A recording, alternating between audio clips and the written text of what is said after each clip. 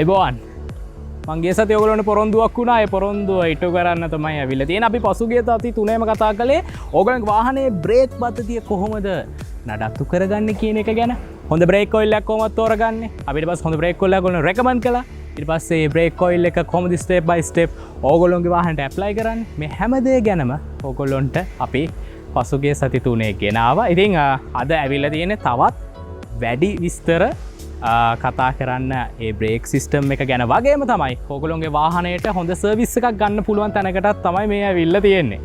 මේ මහේෂ් මෝටර්ස් කොහොමද මේක පටන් ගන්නෙ? මොන වගේ සර්විස් එකක්ද ඕගොල්ලොන්ට හම්බෙන්නේ? මොන වගේ විශ්වාසනීය සර්විස් එකක්ද ඕගොල්ලොන්ට හම්බෙන්නේ? අපි මේ හැම දේ ගැනම ඇතුළට ගිහිල්ලා කතා කරමු.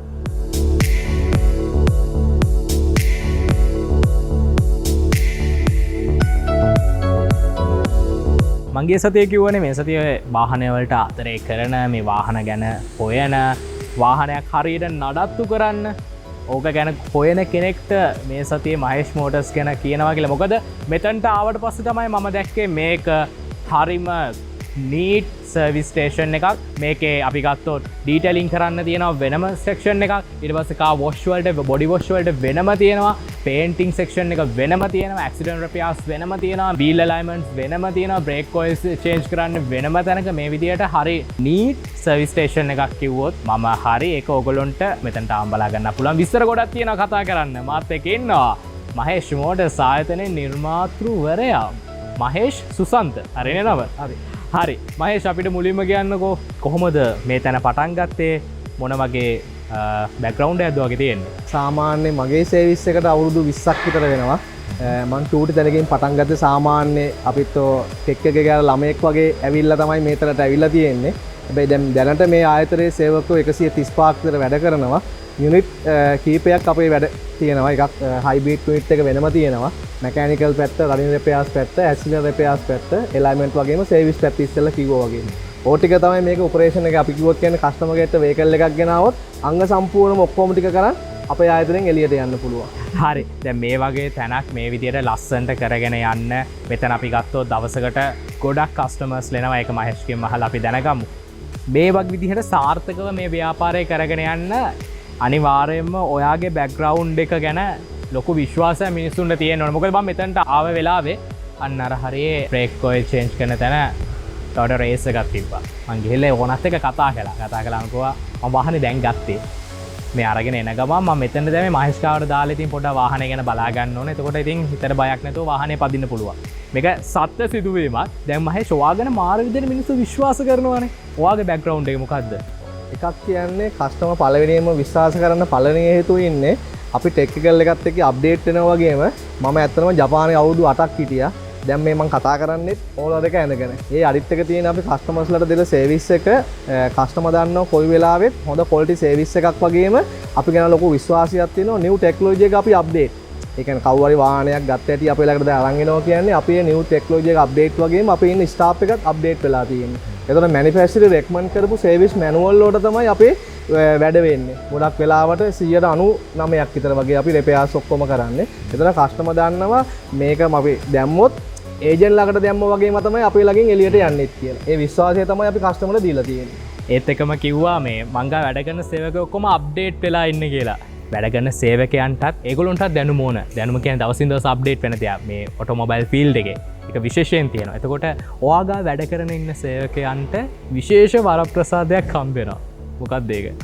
අපි ඩේලි හැමදාම ලංකාවට එන වෙහිකල් එකක් හරි අපි රිපෙයාර් එකක් කරාම ඒක ෆේල් එකක් මොකක් හරි තිබ්බොත් අපි ඒක ටීම් එකක් එක්ක කතා කරනවා. අද මොනවද අපි කරන්නේ? හැමදාම උදේට අපි දෙනවා ගයිඩ්ලයින් එකක් කස්ටමර්ට අපේ පැත්තෙන් දෙන්න පුළුවන් හොඳම සර්විස් එක දෙන්නේ මොන විදියටද? දවස ගානෙම අපි කතා කරනවා. ඕක තමයි අපේ වෙනස.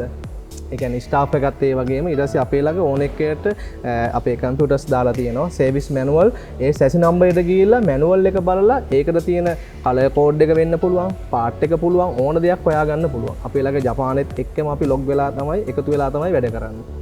සාමාන්‍ය මහේෂ් මම මෙහෙම ප්‍රශ්නයක් අහන්නම්. මේක කැමති නම් උත්තර දෙන්න පුළුවන්. සාමාන්‍යයෙන් දවසකට කස්ටමර්ස්ලා කී දෙනෙක් වගේ මහේෂ් මෝටර්ස් විශ්වාස කරලා මෙතනට එනවද? අපේ සර්විස් වලට තරම් කස්ටමර්ස්ලා එනවා දවසට අවම 30ක් 35ක් වගේ අතර එනවා. ඇසිඩ රෙපයාස්වෝට අවම දවසට 10ක් 15ක් වගේ අතරනවා. මැකැනික් පැත්තේ කස්ටමර්ස්ලා 25ක් විතර වගේ වෙනවා. තව හයිබ්‍රිඩ් පැත්ත වෙනම තියෙනවා. ඒකෙත් කස්ටමර්ස්ලා එනවා. ඒ වගේම AC පැත්ත රෙපයාස්වෝට ස්පෙයා පාර්ට්ස් අපි අරන් යන්නත් සමහර කස්ටමර්ස්ලා වගේම වර්ක්ෂොපුත් එනවා රෙපයාස්වෝට බඩු අරන් යන්න. මම මෙහෙම ප්‍රශ්නයක් අහන්න. මොකද අපේ කලින් ප්‍රෝග්‍රෑම්ස් වල අපි කතා කළේ කොහොමද හරියට බ්‍රේක් ඔයිල් එකක් තෝරගන්නේ කියන ප්‍රශ්නෙත් එක්ක. දැන් මහේෂ් ඔයා මෙතන වැඩ කරන ටෙක්නීෂියන්. එතකොට ඔයාට ප්‍රැක්ටිකලි අවබෝධයක් තියෙනවා මෙතනට ඔය බ්‍රේක් සම්බන්ධ වෙන ගැටලු. ඇත්තටම වැඩිපුරම මොන වගේ ගැටලුද ඇවිල්ලා තියෙන්නේ? ඇත්තටම බේක් සම්බන්ධව කතා කරොත් ඒක අපිට මේ විලාඩි 5,000න් කතා කරන්න බැරි දෙයක් වගේම බේක් කියන්නේ ඇත්තම අපේ වේකල් එකේ තියෙන කස්ටමර්ගේ සම්පූර්ණම ඒ කියන්නේ ආරක්ෂාව පැත්තෙන් බැලුවොත් බේක් තමයි තියෙන්නේ පළවෙනිය. එතකොට අපේ පැත්තෙන් අපි සාමාන්‍ය බේක් සම්බන්ධව ෆේලිස් මම පොඩි කෙටියෙන් දෙක තුනක් කියන්න. එකක් තියෙන්නේ බේක් ඔයිල් නියම කිලෝමීටර්ස් ගානට මාරු කරගන්න ඕනේ. බේක් ඔයිල් වල තියෙන. ඊට පස්සේ අයිත් එක තියෙන්නේ බේක් ඔයිල් වල අපි මේන් සිටි එකක දුවනවා වගේම අවුට්ස්ටේෂන් එකක දුවන එකකයි වාහන වලයි බේක් ඔයිල් මාරු කරලා කිලෝමීටර්ස් ගාන වෙනස් වෙනවා.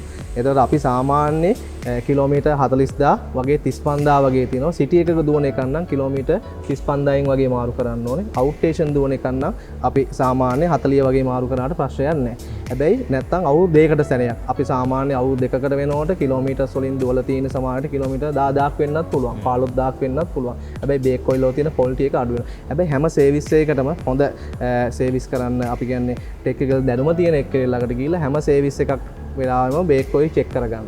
බේක් ඔයිල් චෙක් කරගෙන ඉලා බේක් ඔයිල් එකේ ක්වොලිටි එක බලන්න. අපි තව එකක් කියනවා බේක් ඔයිල් එකෙන් තියෙන අපි බේක් ඔයිල් මාරු කරන්නේ නැතුව යන අපිට තියෙන අවාසි එකක් තියෙන්නේ අපේ ABS යුනිට් එක ඩැමේජ් වෙන්න පුළුවන්. ඒ වගේම මාස්ටර් පම්ප් එක ඩැමේජ් වෙන්න පුළුවන්. ඒ වගේ ලොකු. එතකොට සාමාන්‍ය බේක් ඔයිල් එකට චේන්ජින් එකකට යන ගාන වගේ අපිට හිතා ගන්න බෑ 50 ගුණයකින් විතර වගේ වියදමක් යනවා. ලොකු වියදමක් යනවා. හැබැයි තමන් හරියට බේක් ඔයිල් ටික චේන්ජ් කරලා මාරු කරගෙන දුවනවා නම් කිසිම කරදරයක් නැහැ. දැන් ඔය කතාව කියද්දි තව දෙයක් මට හිතට එනවා අහන්න දැන්. බ්‍රේක් ඔයිල් ගත්තම අපිට වෙනද පොලේ එක ගණන්වට බ්‍රේක් ඔයිල් තියෙනවා. අපි මේක කලිනුත් කතා කළා. හැබැයි ටෙක්නීෂියන් කෙනෙක්ගෙම දැනගන්න එක වටිනවා. එතකොට අපි හිතවොත් බ්‍රේක් ඔයිල්නේ පොඩි ගානක එක කරන් දානවා. අපි කියමු බාල ක්වොලිටි එකක් කරන් දානවා.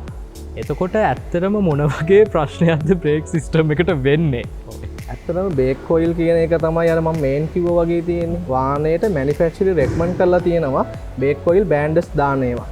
ලොක්කීඩ් සම්බන්ධව මම කතා කරොත් ලොක්කීඩ් එකේ දැන් මම මගේ වයසටත් වැඩිය ලොක්කීඩ් එක වයසයි. අවුරුදු 80ක් කියන්නේ ලංකාවේ ඇතුළේ විතරක්. එතකොට මමත් අවුරුදු 25ක විතර වගේ මම දන්න කාලේ ඉඳන් පාවිච්චි කරන ලොක්කී.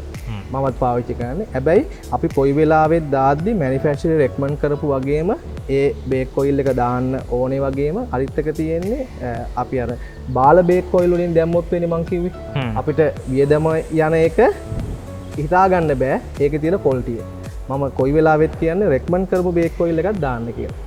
ඒකට අපි රෙකමන්ඩ් කරන වගේම කියන්නේ ලොක්කීඩ් තමයි ඉතින් තියෙන හොඳම දේ. අවුරුදු ගානක විශ්වාසය හොඳ බ්‍රෑන්ඩ් එකක් ලංකාවේ ඇතුලේ තියෙන අවුරුදු 80ක විතර ලොකු ඉතිහාසයක් එක තියෙනවා. ඉතින් අපි ලොක්කීඩ් ගැන ඕන තරම් කතා කරලා තියෙනවා පසුගිය සති 3 ඇතුලේ. මේ ප්‍රෝග්‍රෑම් මිස් වුණා නම් ඒකත් බලන්න කියලා ආරාධනා කරනවා. ඉතින් මහේෂ් දැන් බ්‍රේක් ඔයිල්ම විතරක් නෙමෙයි අපි ඊට වඩා දේවල් කන්සිඩර් කරන්න ඕන බ්‍රේක් පද්ධතිය දෙන්න කතා කරලා අපි ඒකත් කියලා වැඩි ඉවර කරමු. හැබැයි බේක් ඔයිල් අපි කොයි වෙලාවෙත් චේන්ජ් කරනවා වගේම බේක් පද්ධතිය ගැන බේක් පෑඩ් චෙක් කරන්න ඕනේ. බේක් ෂූ චෙක් කරන්න ඕනේ. ඇත්තනම කැලිපර් රෙපෙයා කිට් තියෙනවා. කැලිපර් පින් තියෙනවා. ඕ ටික ඔක්කොම චෙක් කරන්න. බේක් ඔයිල් විතරක් මාරු කරාට බෑ. ඕ ටිකක් චෙක් කරන්න ඕනේ. ටෙක්නිකල් පැත්තෙන්. ටෙක්නිකල් පැත්තේ. හරි ඉතින් ඔය ටික තමයි අද ඇත්තටම කතා කරන්න ඕනේ. විශේෂයෙන් මට පෙන්වන්න ඕනේ මහේෂ් මෝටර්ස් ගැන. මෙතන හොඳ තැනක්, ක්වොලිටි තැනක්, හොඳ විශ්වාසනීය සේවයක් ගන්න පුළුවන් තැනක්. අපි හැමෝම වාහනයට ආදරේ පණ වගේ ආදරේ සමහරලාට ගෙදර ඉන්න පිරිඳට වඩා ඔබ වාහනයට ආදරේ කරන්න පුළුවන්. ගර්ල්ෆ්‍රෙන්ඩ්ට වඩා වාහනයට ආදරේ කරන්න පුළුවන්. ඒක තමයි ඇත්ත. මොකද මමත් එහෙම තමයි. ඉතින් අපි වාහනයක් නඩත්තු කරද්දී අපි හැම වෙලේම බලන්නේ හොඳ තැනකට ගෙනහිල්ලා වාහනයට ඕන සර්විස් එක දෙන්න, හොඳම සර්විස් එක වාහනයට දෙන්න. ඉතින් ඒ විදිහට රෙකමන්ඩ් කරන්න පුළුවන් තැනක් තමයි මහේෂ් මෝටර්ස් කියන අවුරුදු 20කට වඩා ඉතිහාසයක් තියෙනවා, පළපුරුදු සේවකයෝ ඉන්නවා, නව තාක්ෂණයත් එක්ක යන සේවකයෝ ඉන්නවා. ඒ සේවකයෝ හැම වෙලේම අප්ඩේට් වෙනවා. ඒක තමයි මෙතන තියෙන වැදගත්ම දේ.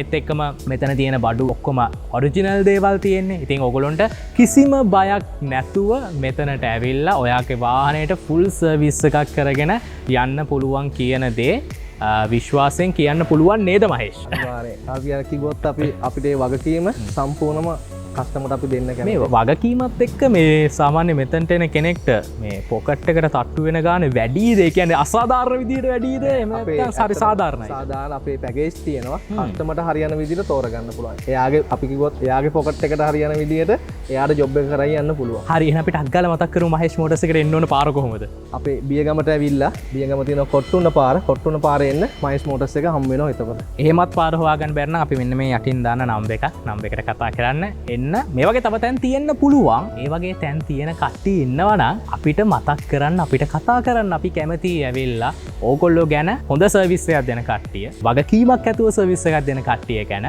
අපේ මේ ප්‍රෝග්‍රෑම් එක හරහා මුළු රටටම කියන්න මොකද තව කෙනෙක් දැනගන්න එක ඕගොල්ලෝ වගේ වගකීමක් ඇතුව සේවාවක් දෙන කෙනෙක් දැනගන්න එක හැමෝටම උදව්වක් වෙන හින්දා.